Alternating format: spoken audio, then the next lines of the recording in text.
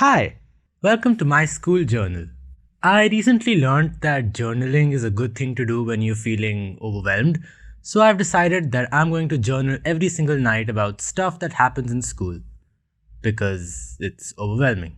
Anyway, the first thing that happened today was that I missed the deadline to sign up for the school's clubs. I really wanted to join the drama club as well as the music club, but we were only allowed to join one and I couldn't really choose between them. So I didn't sign up for either. Feel kinda stupid now.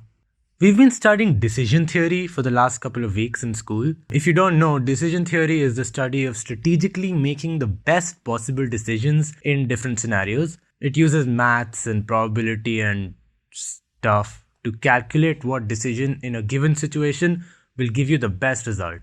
It's actually really interesting. It's used in many fields and even has applications in daily life. Today, Miss Sen told us that there's a decision theory based project that we have to do in school in a few days, and it sounds like real fun, so I'm really looking forward to that. Alright, that's all for today.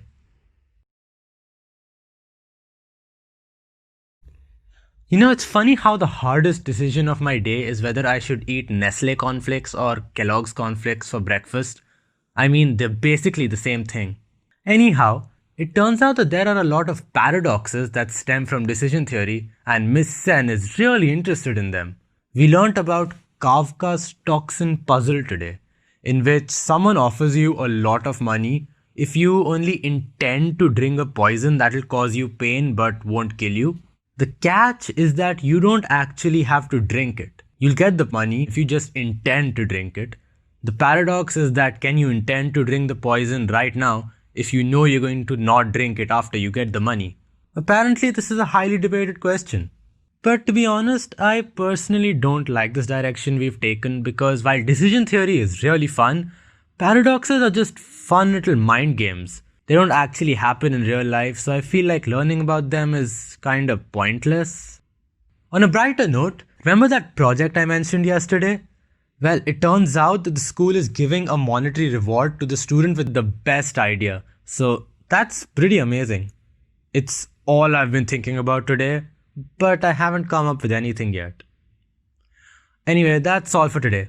Good night. So it looks like we're gonna be sticking to paradoxes for a while. Today we learned about Newcomb's paradox. Apparently, it's one of the most famous paradoxes. It involves two boxes and money and future predictions and something. The reason it's a paradox is because it has two solutions that are perfectly reasonable and rational, but they contradict each other. The reason this happens is because it uses two different variations of decision theory, both of which give different solutions. This got me thinking, how do you decide which variant of decision theory to use? I mean, isn't that a decision itself? Decisions within decisions, who knows? In other news, a small group of kids from my class, including me, are going on a school trip tomorrow. I would be excited, but we're going to this really boring museum, and I only said I was okay with it because everyone else seemed interested. And also, I don't like some of the other kids. Like there's Akash. I think he's a bad student because all he does is study all day. I mean, it's really not that difficult. What does he need to spend so much time on to understand? There's also Dhruv, who I really don't like. I think he's a bad student too because I've honestly never seen him holding a book. Anyway, we'll see how that goes. Also, about the decision theory project, I wasn't coming up with anything, so I just stopped thinking about it. I didn't think about it at all today, and I got a really good idea. Funny how that works. Anyway, that's all. I'll see you tomorrow.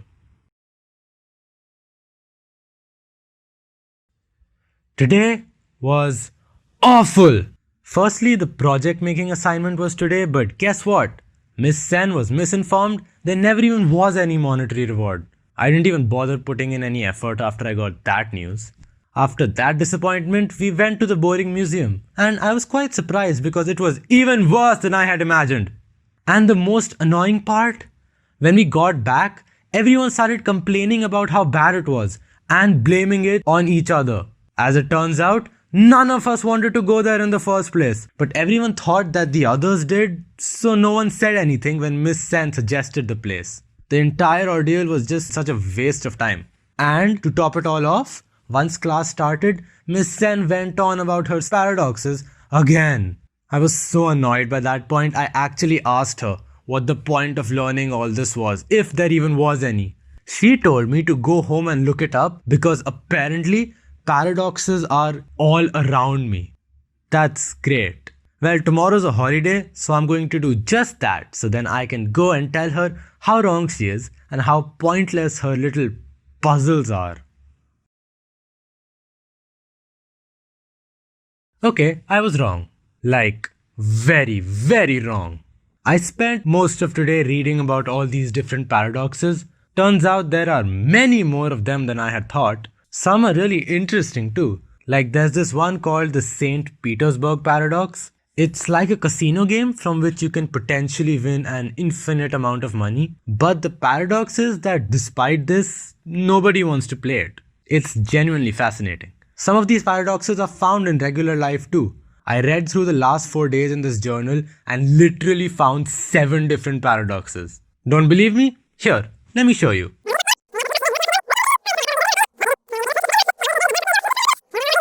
Remember on day 1 when I said I couldn't choose between 2 clubs, so I didn't choose either?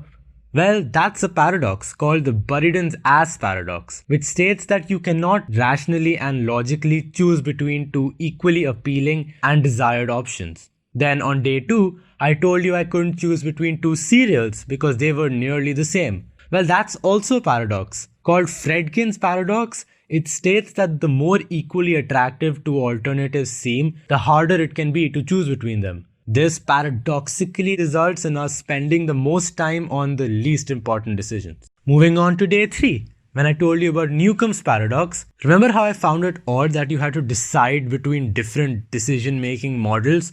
Turns out that's a real paradox. It's called the decision-making paradox, and it exists because different decision-making models lead to different results when applied to similar situations. Later that day, I spoke about Akash and Dhruv and reasoned them both out to be bad students. Well, my reasoning was an example of the Morton's fork paradox, where contradictory observations lead to the same conclusion. And again, on the same day I told you I got an idea for a project when I stopped thinking about it. That's a paradox too. It's called the willpower paradox, and it states that people paradoxically may do things better by focusing less directly on them, which is exactly what I did. Still with me? Okay, finally day 4, which was yesterday. The first thing that happened was the project that I didn't put any effort into because Miss Sen said that there was no monetary reward. But do you remember how excited I was about it on the first day when nobody had even said anything about the reward? This is a paradox. It's called the motivation crowding theory. It says that sometimes providing extrinsic incentives for an activity, such as promising monetary reward in my case, can undermine intrinsic motivation for doing the activity, and that results in lowered motivation, especially if the reward is taken away later, which is exactly what happened. And the last one I found, the Abilene paradox. This is quite straightforward. In it, a group of people collectively decide on doing something that all or most of them don't want to do, all because they think their opinion is counter to that of the group. And that's exactly what we did, word for word. Man, I cannot believe how wrong I was. 7 paradoxes in 4 days of my regular day-to-day life? This sounds like a fictional story if I'm being honest. Maybe it is. Anyway, I'm going to go read more about paradoxes now. Maybe you should do that too. You might just find some really shocking surprises. Alright, I'll see you tomorrow.